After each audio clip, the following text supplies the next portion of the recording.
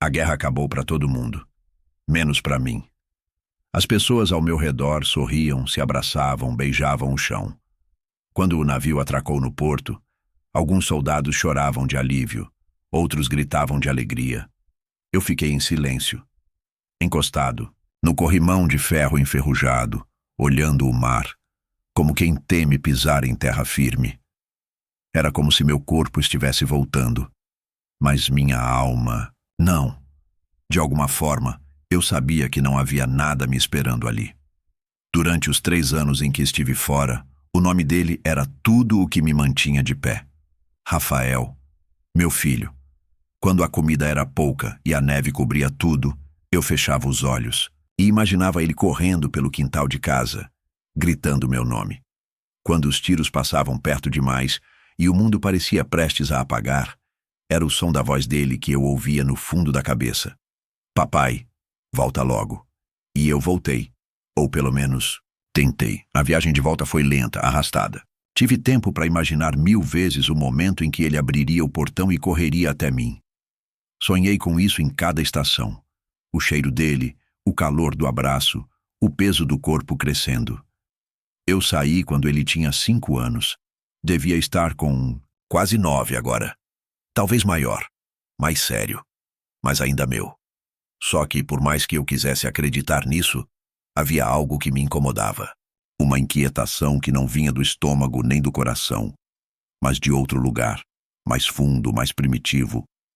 Algo como um sussurro abafado dentro do peito dizendo: não espere demais. Comecei a perceber sinais no caminho, cartas não respondidas, o silêncio de minha esposa nos últimos meses, o telegrama seco que dizia apenas: estamos bem, volte quando puder. Pensei que fosse medo, trauma, que ela não sabia mais como lidar com a espera, que o menino talvez estivesse envergonhado por ter crescido sem mim, mas não era isso. A cidade parecia menor quando voltei. As ruas mais estreitas, as casas mais apagadas.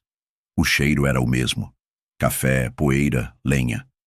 Mas havia algo no ar. Um tipo de vazio que não se explica com palavras, como se as lembranças que deixei tivessem sido trocadas por outras que não me pertenciam. Peguei um táxi até perto do bairro onde cresci. Desci antes da esquina, quis caminhar os últimos metros.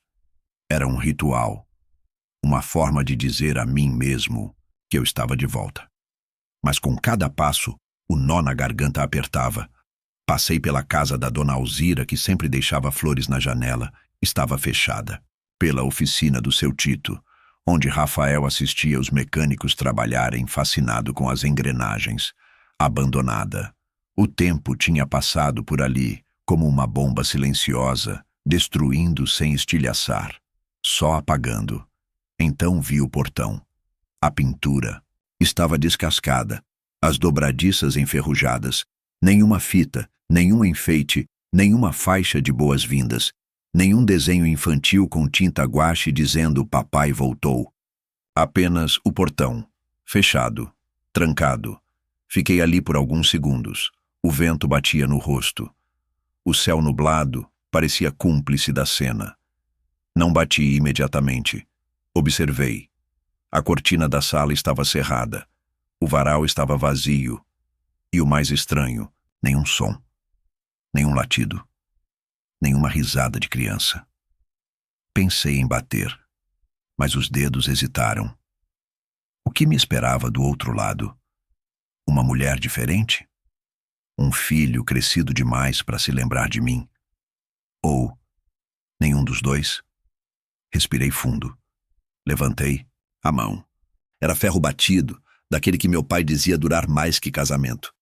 Trancado com um cadeado antigo, o mesmo de antes, mas agora parecia mais pesado, mais simbólico, como se a casa estivesse tentando me dizer algo antes mesmo das pessoas. Fiquei ali parado, do lado de fora, com a mochila no chão e o chapéu nas mãos. Olhei através das grades. O mato no jardim estava alto. O canteiro que Rafael ajudava a cuidar, onde plantamos cravos juntos, uma semana antes de eu embarcar, agora era só terra seca e folhas mortas. A bicicleta dele não estava mais, encostada na varanda. banco de cimento onde tomávamos café nos domingos também não. Era como se os traços da infância dele tivessem sido apagados com esponja grossa. Na guerra, você aprende a escutar o silêncio. Ele fala, ele avisa. E aquele silêncio dizia que havia coisa errada. A ausência de passos correndo para me abraçar. A ausência do cheiro de pão que ela sempre fazia quando algo importante estava para acontecer. A ausência da vida. A ausência de mim, mesmo com meu corpo ali. Tentei girar o cadeado, trancado firme. Do outro lado da rua, uma vizinha espiava por detrás da cortina. Quando percebeu que notei, fechou rápido. Aquilo me doeu mais do que a falta de boas-vindas, porque era como se todos soubessem de algo, menos eu.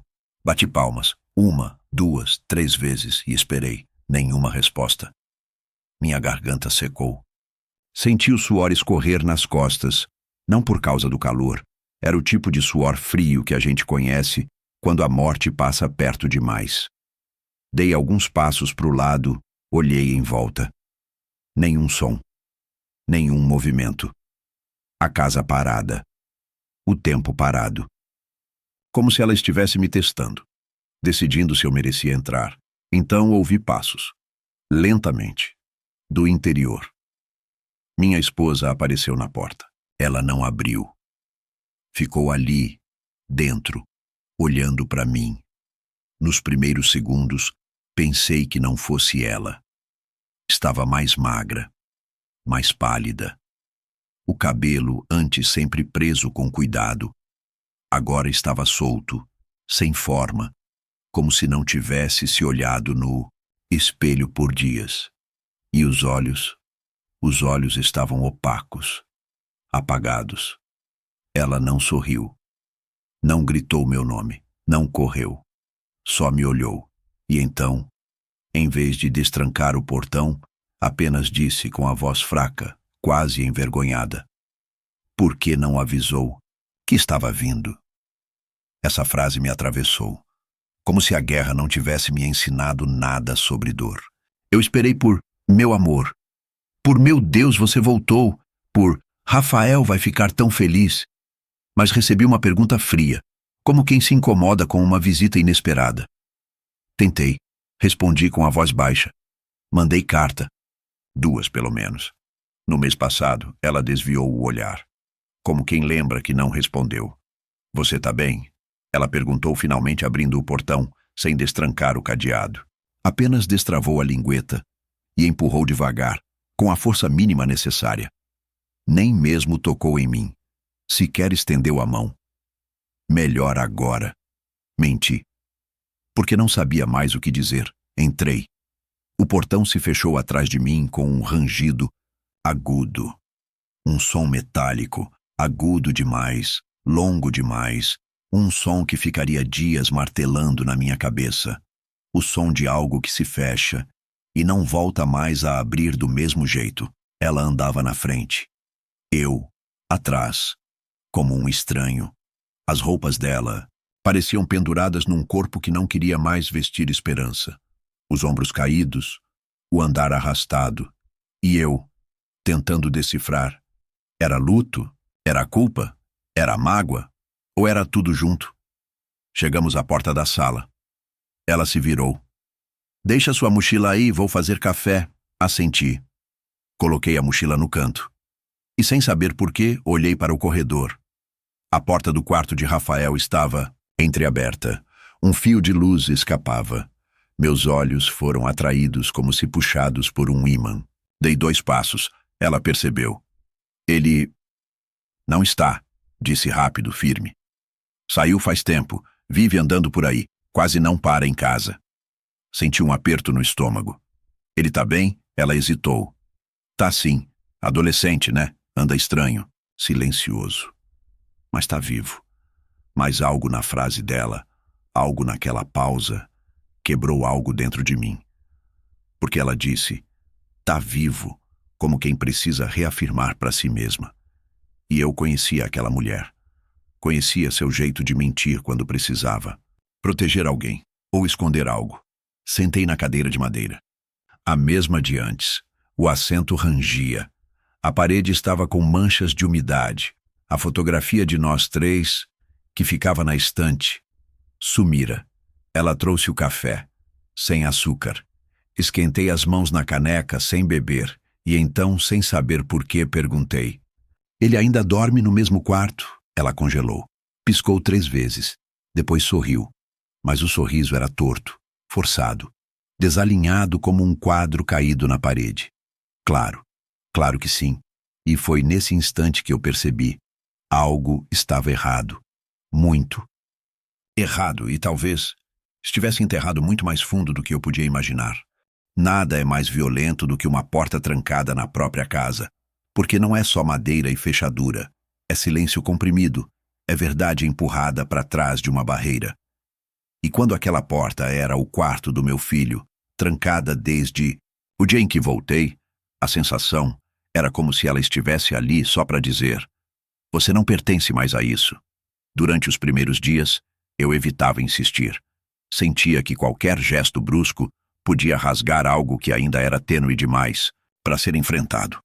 Mas cada vez que passava por aquele corredor, o corpo reagia sozinho. O olhar fugia da maçaneta, mas o peito afundava. Aquilo não era só um quarto fechado. Era um túmulo invisível. E embora eu ainda não tivesse provas, o coração já sabia. A maçaneta não rangia. A fechadura era das antigas, pesada, firme. E mesmo com tudo que eu sentia, havia algo dentro de mim que recusava a ideia de arrombar. Era como se eu precisasse que alguém admitisse, que alguém me deixasse ver. Como se abrir a porta por conta própria fosse trair o que eu ainda tentava salvar de mim mesmo. Mas os dias foram se acumulando como poeira sobre o armário, e com eles, o silêncio dela, o jeito como evitava passar por aquele corredor. Como desviava o olhar quando eu me aproximava da porta. Como inventava desculpas para o cheiro estranho, para a luz apagada, para o tempo suspenso. E cada desculpa só fazia aumentar o eco daquilo que não era dito. Tinha uma fresta por baixo da porta. Uma lâmina de luz amarelada escapava às vezes no fim da tarde. Era como se o próprio quarto me pedisse para ser visto, para ser desenterrado.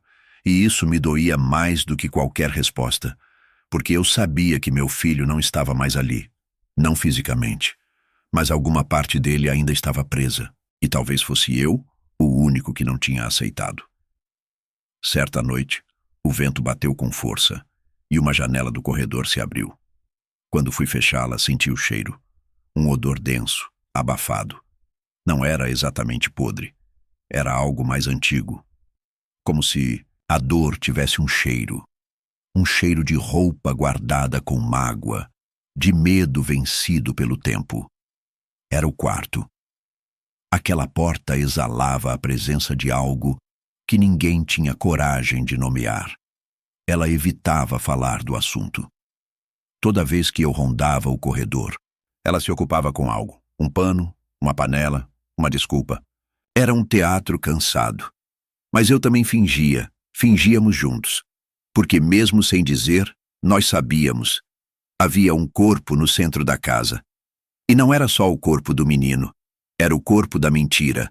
Comecei a lembrar dos detalhes, de como ele costumava deixar os desenhos espalhados pelo chão, os cadernos riscados, os brinquedos organizados com um sistema que só ele entendia, de como falava em construir um avião e viajar até onde eu estivesse, de como prometi que voltaria antes que ele completasse 9 anos.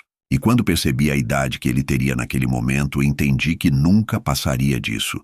O tempo para ele havia parado. Aos poucos fui ligando tudo. O portão trancado, a falta de correspondência, a reação da vizinha, o irmão que não me visitava, o silêncio dela quando perguntava por ele, o quarto fechado.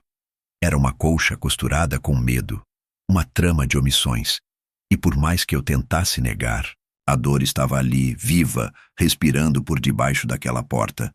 Passei uma madrugada inteira sentado em frente ao quarto, com as costas encostadas na parede, a caneta nas mãos e o caderno no colo. Escrevi durante horas. Não para ele, nem para ela. Escrevi para mim, para não enlouquecer. Escrevi sobre o dia em que comprei aquele colchão, sobre como ele escolheu a cor das paredes, sobre o primeiro desenho que grudamos com fita no armário. E em cada frase que escrevia, eu sentia que meu filho ia ficando mais real, mais vivo, mais presente. Como se palavras fossem pássaros tentando levantar um corpo da terra. Mas mesmo com tudo isso, eu não entrei. Eu não arrombei. Porque o que eu temia não era o que encontraria do outro lado. Era o que aconteceria comigo quando não houvesse mais dúvida. Porque a dúvida, por mais cruel que seja, ainda deixa espaço para a esperança. A certeza, não. A certeza mata de vez. Uma manhã, fui até o fundo da casa. A porta dos fundos dava direto para o quintal, onde ele costumava brincar. Ao lado da laranjeira, havia uma pequena elevação de terra. Era sutil, mas estava ali, um pequeno monte, como se alguém tivesse cavado e coberto de novo. Não havia flores, nem cruz, nem sinal. E naquele instante, sem que ninguém me dissesse, eu soube. O quarto estava trancado, porque a casa toda estava, porque ela tentou esconder, porque o silêncio foi sua escolha, e porque eu era o último a entender o que todos já tinham aceitado. Meu filho não voltaria. Mas eu ainda precisava ver a verdade, e só depois disso. A guerra, talvez, pudesse finalmente me matar. 2 dias se passaram desde que voltei. 2 dias de frases curtas, de cafés mornos, de passos abafados e portas que se fechavam antes que eu pudesse atravessá-las. Eu tentava me convencer de que era só o tempo, que a vida tinha seguido seu curso sem mim, que talvez meu filho estivesse rebelde, distante, crescido demais para pular no meu colo. Mas cada vez que perguntava por ele, ela me dava menos respostas, e os olhos dela sangravam verdades que a boca insistia em esconder. Ele não gosta mais de ficar em casa, disse no fim da tarde do segundo dia, enquanto lavava a louça com os dedos trêmulos. Anda por aí com uns moleques. Desde que você foi embora, ele ficou difícil. Fiquei sentado à mesa. O som da torneira aberta era a trilha sonora do silêncio. Ela não olhava para mim. Só para o prato que já estava limpo há minutos, como se esfregar mais fosse apagar algo da memória. Difícil como? Perguntei, tentando manter a voz calma. Ela hesitou, enxagou, respirou fundo, calado. Acordava à noite chorando. Depois ficou agressivo. Começou a responder. Eu tentei. Tudo, Arthur, juro que tentei. Mas ele tá bem? Tá onde? Por aí. Essa frase me travou. Por aí. 3 sílabas que escondem um mundo de coisa. 3 sílabas que evitam qualquer nome, qualquer rua, qualquer pista. E não foi só a frase. Foi o jeito que ela disse. Sem convicção. Sem verdade. Como se repetisse algo ensaiado. Algo que ela vinha dizendo havia tempo. E já nem se preocupava mais em tornar crível. Quando foi a última vez que ele voltou para casa, ela deixou cair o prato na pia. Não quebrou, mas fez um barulho seco. Ela fechou os olhos, os ombros tremiam. Não respondeu. Levantei. Você me deve isso, Elisa, disse sem raiva. Só dor. Eu fiquei 3 anos em buracos cheios de sangue e rato. 3 anos imaginando o rosto do meu filho. 3 anos sonhando com a volta para essa casa. Agora, eu voltei. E ele não tá aqui. E você me diz que anda por aí? Isso não é resposta, ela virou. Molhada até os pulsos, o rosto pálido, as olheiras pesadas. Eu não sei onde ele tá, Arthur. Não sabe ou não quer dizer? Ela baixou a cabeça, os olhos cheios de água. Ele fugiu. Silêncio. Aquela palavra caiu entre nós como uma bomba. Mas não explodiu. Ela apenas afundou, no chão da cozinha, pesada demais para ser levantada de novo. Fugiu? Quando? Ela limpou a mão no avental. Sentou. Meses atrás, depois de uma briga, disse que ia embora e nunca mais voltou. Eu sentei também. As pernas fracas. Por que você não me escreveu? Ela me olhou como se aquela pergunta tivesse sido feita 1000 vezes dentro dela, e sempre evitada. Achei que ele voltaria. Achei que era só raiva, que ia bater a porta, dormir fora uma noite e depois voltar. E quando os dias passaram, eu já não sabia mais o que dizer. Dizer o quê? Que eu deixei ele escapar. As lágrimas caíram. Mas eu não fui até ela, porque algo dentro de mim dizia que ainda não era tudo. Fugiu para onde? Não. Sei. Ninguém viu, ela balançou a cabeça, mas era aquele tipo de negação hesitante, lenta, como quem esconde mais do que nega. Você procurou? Sim, no começo. Fui até a rodoviária. Liguei para o colégio. Mas ele sumiu. Me levantei. Fui até a porta do quarto dele. Estava trancada. Posso entrar? Ela demorou. Depois veio com a chave. Abriu devagar, como se revelasse uma ferida. O quarto estava intocado, como um relicário. A cama feita, o travesseiro no lugar, o tênis encostado ao pé da estante. O mesmo desenho na parede. Um dinossauro torto que ele fez aos 5 anos.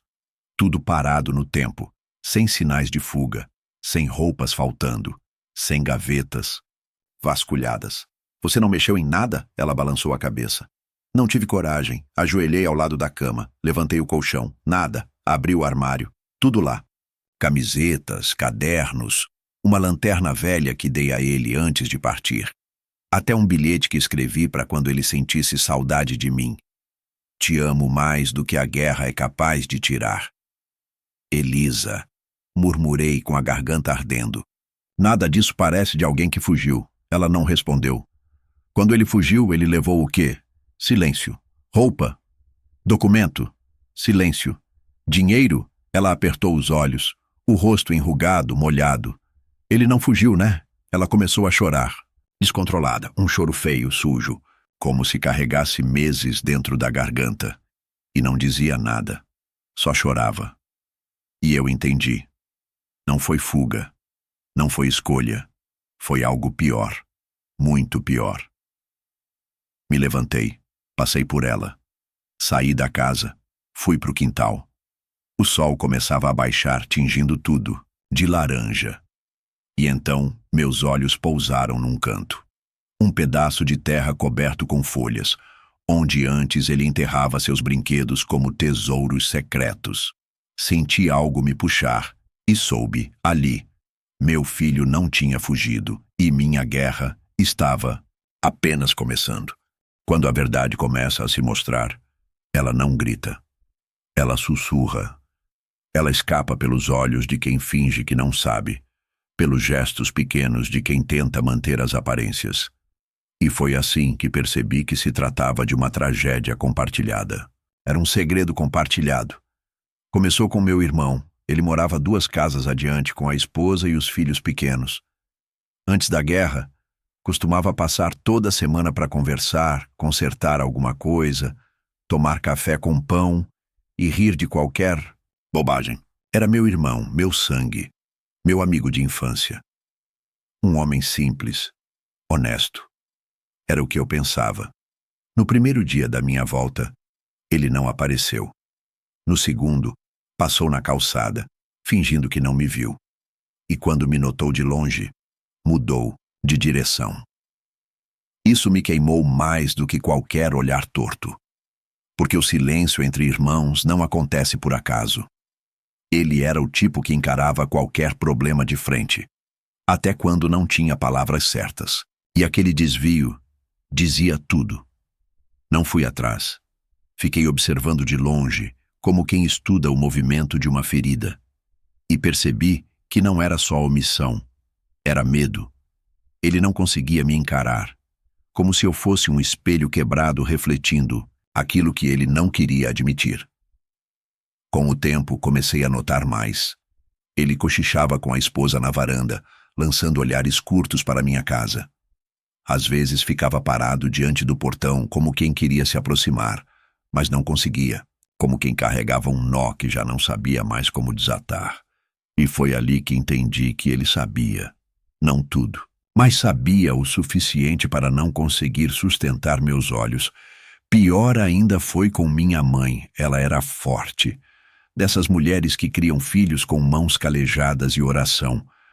Nunca foi de demonstrar emoção com facilidade, mas quando fui vê-la, bastou ela me ver atravessar o portão para os olhos encherem de lágrimas, não de alegria, nem de alívio, mas de luto, de culpa, de antecipação da dor que ela sabia que viria.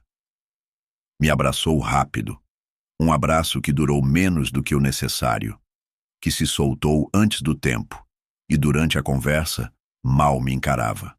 Suas mãos tremiam enquanto mexia no bule. Perguntava como foi a guerra, como estavam os companheiros, mas nunca mencionava Rafael. Como se o nome dele fosse uma dinamite prestes a explodir no meio da mesa. E quando me levantei para ir embora, vi, ela chorava, silenciosamente, como quem sabe que não pode mudar mais nada. A partir dali, tudo fez mais sentido. O silêncio de Elisa, o comportamento do meu irmão, a tristeza da minha mãe. Todos sabiam. Todos, de alguma forma, participaram daquele pacto de silêncio. Todos ajudaram a enterrar a verdade. Não com paz, mas com frases incompletas, com ausências, com portas trancadas. Eu não os odiei. Nem sabia se conseguiria, porque o peso que vi nos olhos deles era mais do que culpa. Era condenação. Eles já viviam aprisionados pelo que aconteceu, cada um carregando a sua parte da cova. E eu, agora, era o último a entrar nesse luto sem nome. Passei a andar mais pelo bairro. Observava os rostos das pessoas. Algumas me cumprimentavam com pena. Outras desviavam. Havia quem fingisse que não me via. Aquilo não era natural. A cidade era pequena demais para fingimentos durarem tanto. E aquele desconforto coletivo só podia significar uma coisa.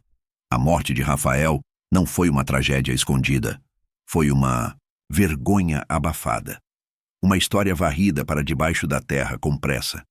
Cada silêncio era um tijolo. Cada olhar desviado, uma pá de cal.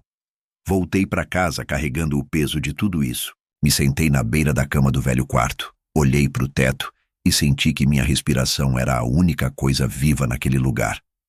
O tempo parecia parado, mas o coração batia como tambor de marcha.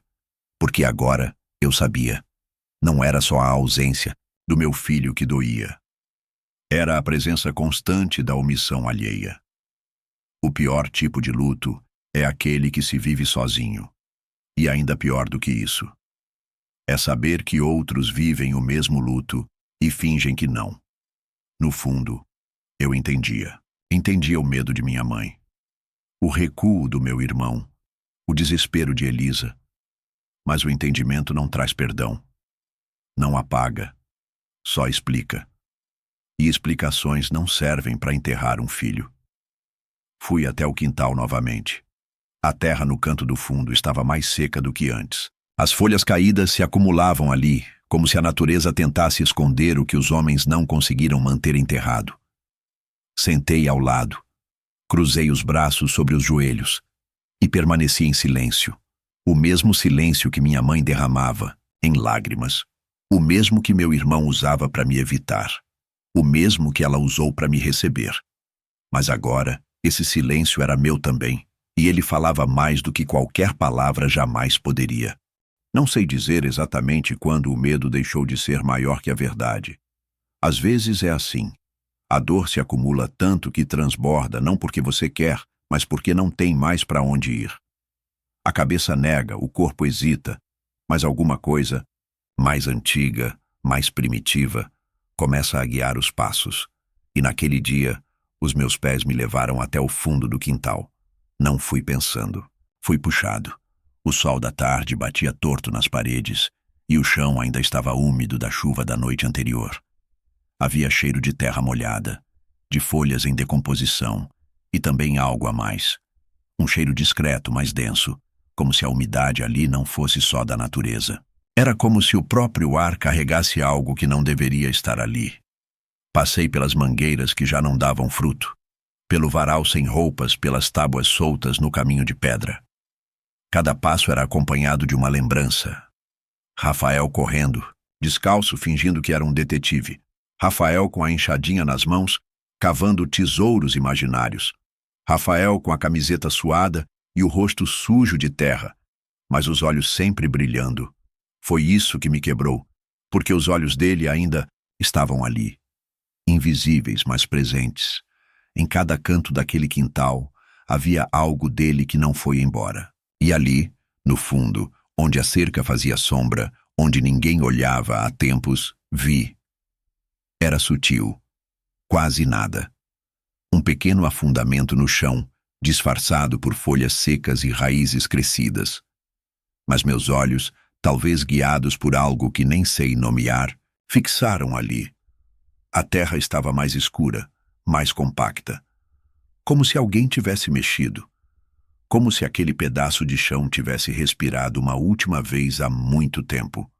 O que começou como intuição virou necessidade. O que parecia um gesto, movido por desespero, se tornou uma escavação silenciosa de tudo o que eu acreditava. Cada punhado de terra que eu arrancava me afastava mais da dúvida e me empurrava em direção a uma verdade que, no fundo, eu já carregava no peito como chumbo. Voltei ali antes do amanhecer. Ninguém me viu sair de casa. Peguei a lanterna, velha, a mesma que um dia Rafael usou para brincar de caçador de tesouros, e fui até o fundo do quintal como quem volta ao local de um acidente. O céu ainda estava escuro. O orvalho cobria a grama, e o silêncio da madrugada era absoluto, pesado, cúmplice. A terra, que já tinha remexido, começava a endurecer de novo, como se tentasse esconder o que guardava. Não levei pá. Levei o que sobrou de mim. As unhas estavam sujas desde o dia anterior, os dedos feridos, mas as mãos continuavam firmes, como se cavar fosse agora parte do meu corpo, como se cada movimento fosse impulsionado por uma força que vinha de dentro, da alma, de um grito mudo que nunca pôde sair. Cavei devagar, com cuidado, não por medo, mas por respeito. A terra tinha camadas diferentes. As primeiras eram leves, cobertas de folhas. Depois, vinham os torrões mais densos, como se o tempo ali tivesse sido compactado pela culpa. A cada escavada sentia o cheiro da umidade, da matéria morta e também o cheiro mais sutil, mais íntimo, de passado interrompido. Os olhos ardiam, não pelo cansaço, mas pela verdade que se aproximava. Era como se o próprio corpo se recusasse a ver o que as mãos estavam prestes a revelar, e então, enfim, algo mudou. A textura da terra cedeu. Meus dedos encontraram algo mais sólido. Madeira, um fragmento, talvez uma caixa. Mas velha, úmida, frágil. Continuei, com mais calma. A lanterna tremia entre os joelhos. Escavei ao redor. E logo depois vi o que pareceu, por um instante, irreal. Um tecido azul claro, desbotado, rasgado nas bordas, com um botão faltando. Reconheci na hora. Era o pijama que Rafael usava sempre, com desenhos de foguete. Eu tinha comprado num bazar antes de embarcar. Dizia que era para ele lembrar que, onde quer que eu estivesse, sempre olharia para a mesma lua que ele.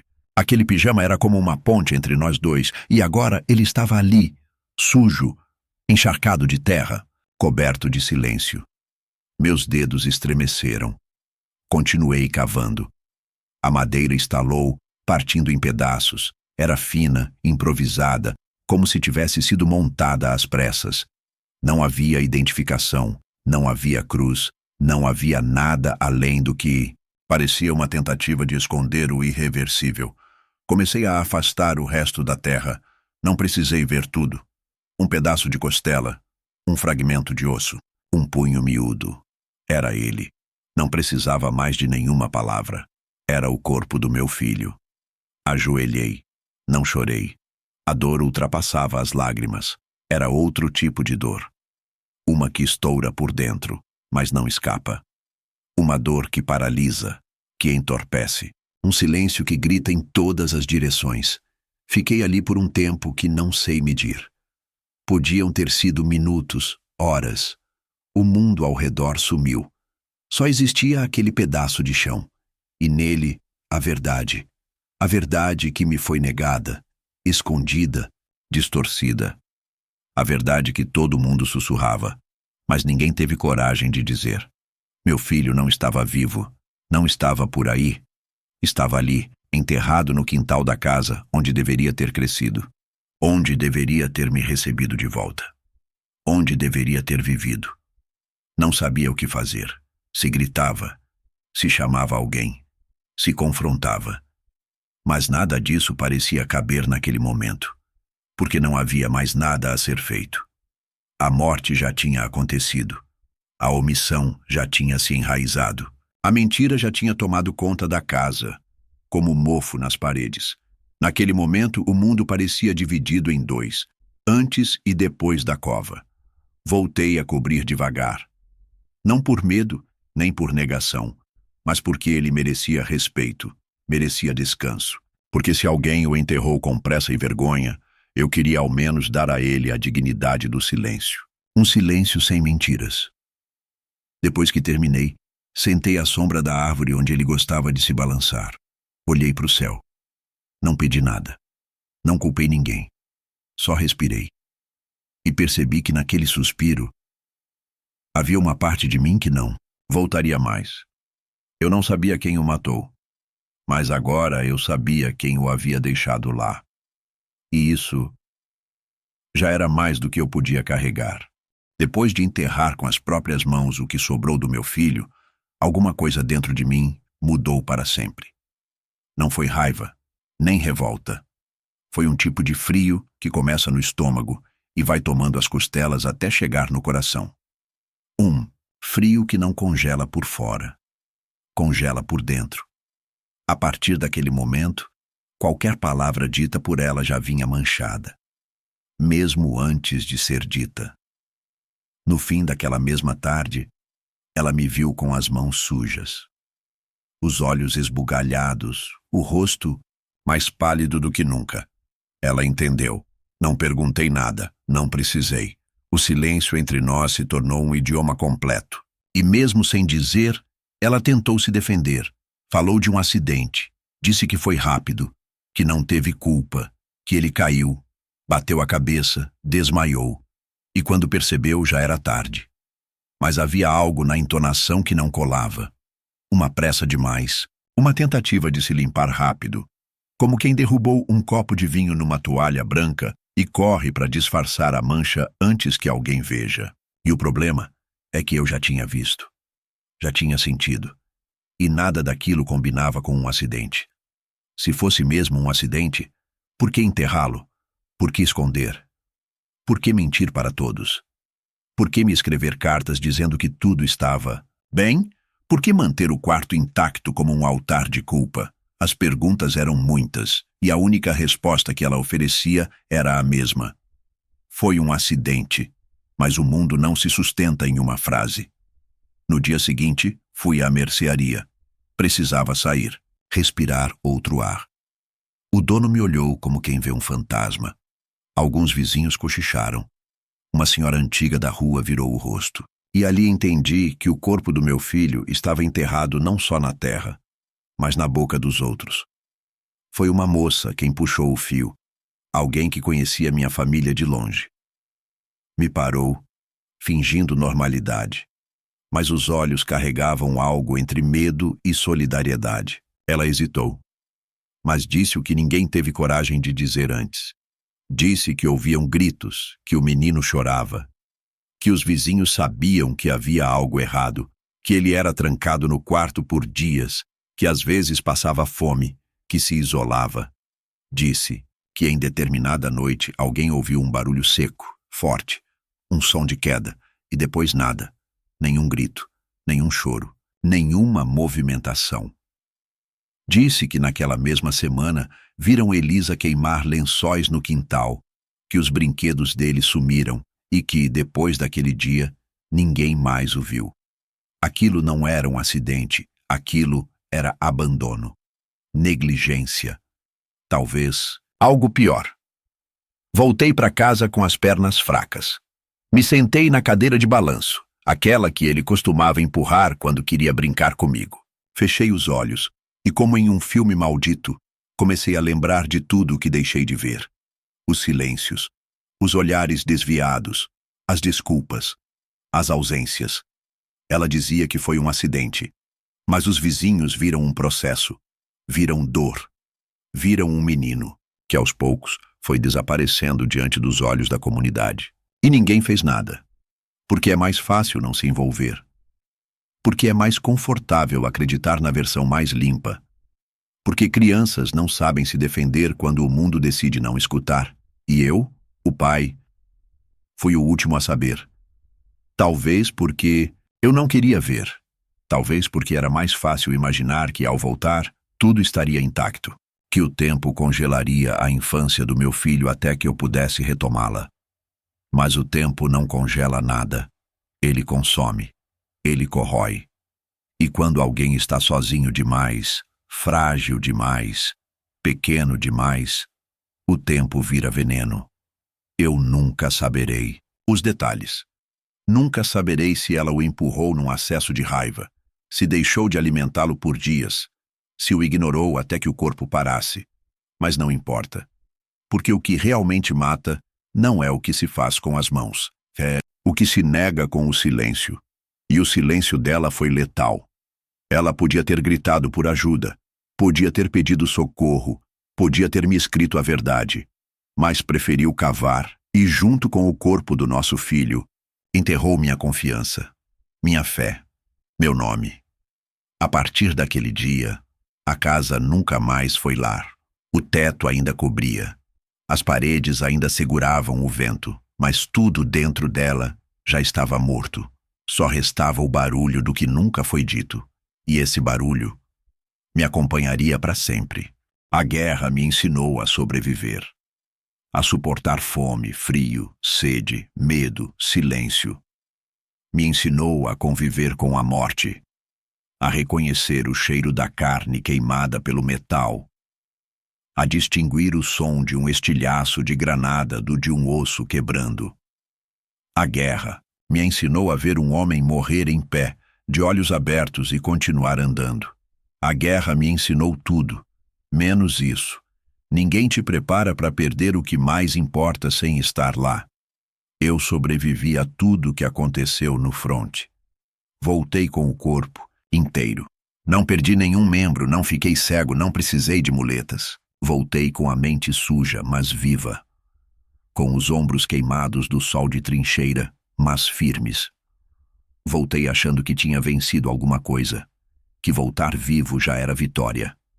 Mas aqui aprendi o contrário. A guerra me poupou. A casa me matou. Passei anos ouvindo os sargentos gritar que o inimigo estava do outro lado, que era o uniforme diferente, a língua estranha, a mira apontada contra o peito. Mas ninguém me disse que o inimigo podia usar a mesma roupa que você, morar na mesma casa, dormir no mesmo quarto. Ninguém me disse que o inimigo podia ser o silêncio de quem você ama.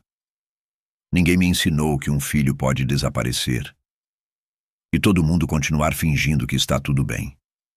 Eu deixei de lutar no campo de batalha, mas continuei guerreando por dentro, porque o que encontrei quando voltei não foi lar, não foi família, não foi paz. Foi terra revirada, foi culpa abafada, foi luto que ninguém quis vestir. Tentei entender, tentei ouvir as versões, mas todas soavam ocas. Não havia linha lógica capaz de sustentar aquele sumiço. Nenhuma explicação conseguiria justificar enterrar uma criança e seguir a vida. Nenhuma narrativa faria sentido depois que senti aquela madeira podre sob meus dedos.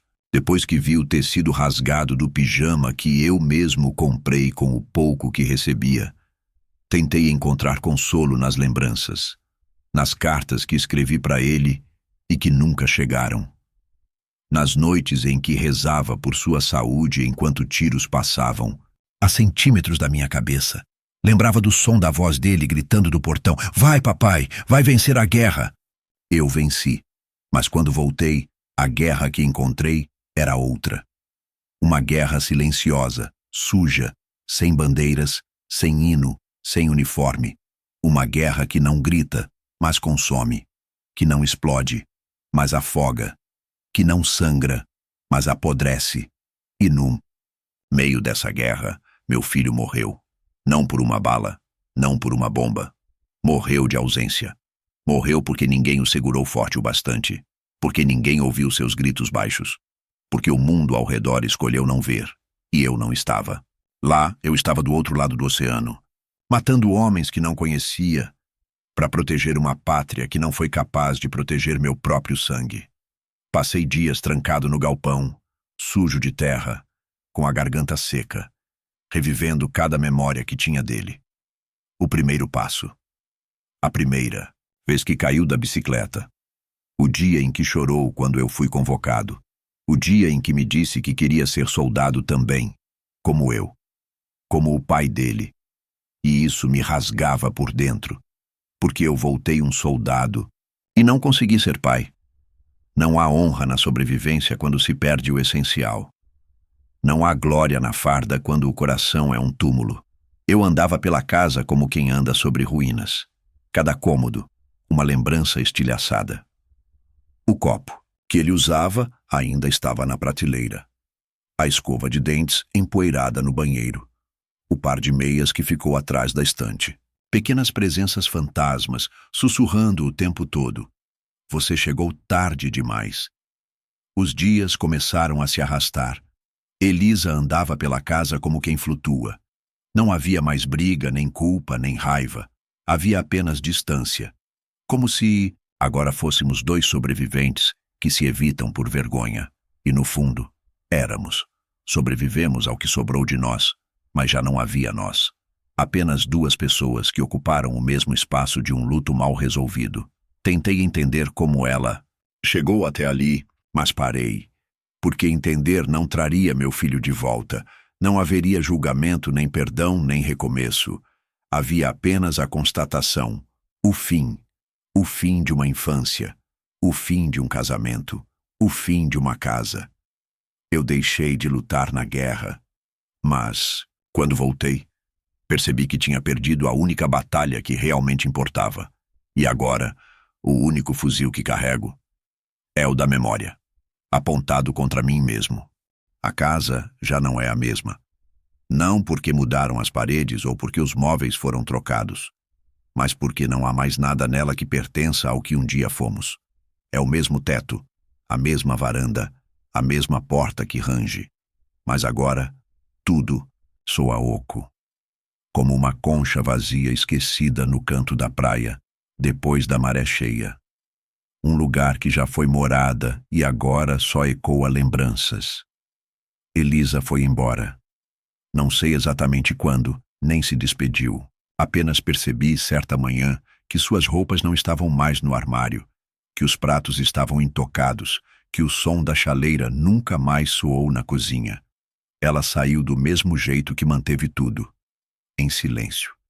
E talvez tenha sido o mais honesto que conseguimos oferecer um ao outro depois de tudo. Fiquei. Não porque havia algo a ser feito, mas porque não sabia mais para onde ir. A guerra me ensinou a sobreviver. A dor me ensinou a permanecer. E agora, tudo o que me resta é essa permanência imóvel, essa respiração contida, esse tempo que não passa e também não volta. O galpão virou meu quarto. O resto da casa permanece fechado. Tranco as portas, fecho as janelas, deixo que o pó assuma o controle. Vez ou outra, alguma visita aparece. Um vizinho antigo, um conhecido da guerra, uma criança da rua que pergunta se aqui mora o velho que fala sozinho à noite. Dou risada quando ouço isso, porque sim, sou esse velho, o que fala sozinho. Mas não completamente. Falo com ele, todas as noites, sempre do mesmo lugar, ao lado da árvore. Aquela mesma laranjeira onde ele se pendurava com as mãos finas, tentando alcançar o galho mais alto. Onde me esperava com um pedaço de pão na mão, orgulhoso, dizendo que havia aprendido a subir sem ajuda. Onde enterrava brinquedos como se fossem tesouros. Onde correu pela última vez, antes de sumir dentro da casa. Lá está ele agora, sob a terra, sob a raiz, sob o silêncio. Todos os dias, depois que o sol se deita, eu levo uma cadeira velha até o pé da árvore, sento, acendo um cigarro que nunca termino e começo a conversar. Falo de coisas simples, conto sobre o clima, sobre os passarinhos que voltaram a cantar, sobre a parede que precisa de tinta. Às vezes conto histórias de quando ele era pequeno e lembro em voz alta os detalhes que ninguém mais lembra. Outras vezes só fico em silêncio. Mas é o tipo de silêncio que escuta, o tipo de silêncio que responde. Há noites em que sinto o vento mudar, leve, direcionado, como se passasse por entre as folhas e viesse tocar o meu ombro. Bem, devagar. Nessas horas, fecho os olhos. E ele está ali, não com o corpo, mas com a presença. E não me sinto tão sozinho. Aprendi que o amor não acaba com a morte.